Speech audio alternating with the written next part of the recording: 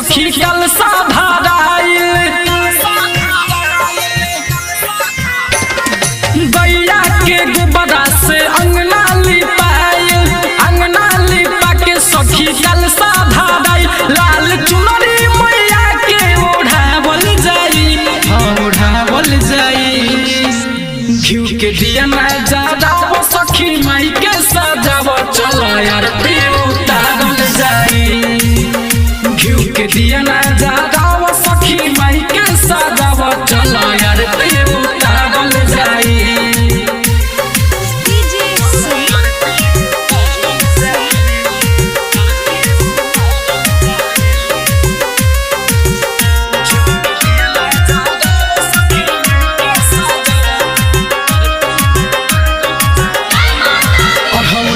माला बुनैनी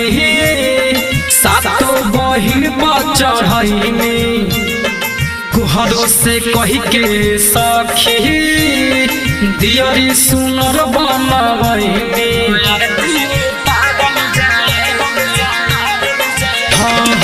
अढ़ौल के माला बुनैनी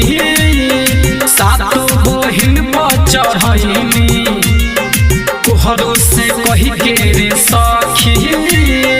दियरी सुनर बनवैनी दुख मैया से जाके सुनावल जाई हाँ सुनावल जाई घिउ के दिया ना जराव सखी माई के सजाव चलो यार उतारल जाई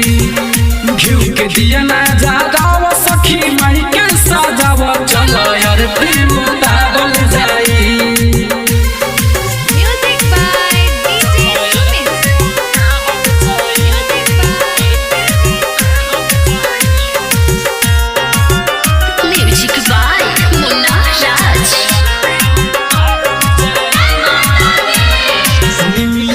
झुलवा लगवैनी चंदन से पचरा गवैनी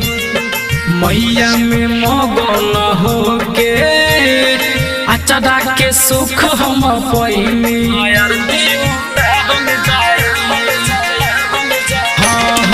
निमिया पर झुलवा लगवैनी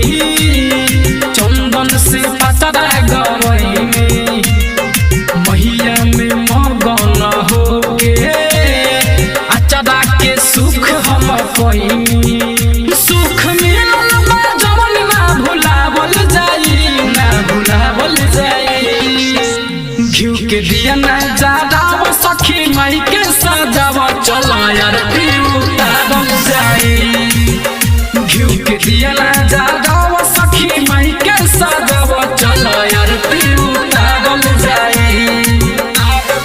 गैया के गोबरा से अंगना लिपाइल अंगना लिपा के सखी कल साधाराइल लाल चुनरी मैया के ओढ़ावल जाई हाँ ओढ़ावल जाई घिउ के दिया ना जराव सखी माई के सजाव चलो यार उतारल जाई घिउ के दिया ना जराव सखी माई के सजाव चलो यार उतारल जाई। राज स्टूडियो स्टेशन रोड सुगौली।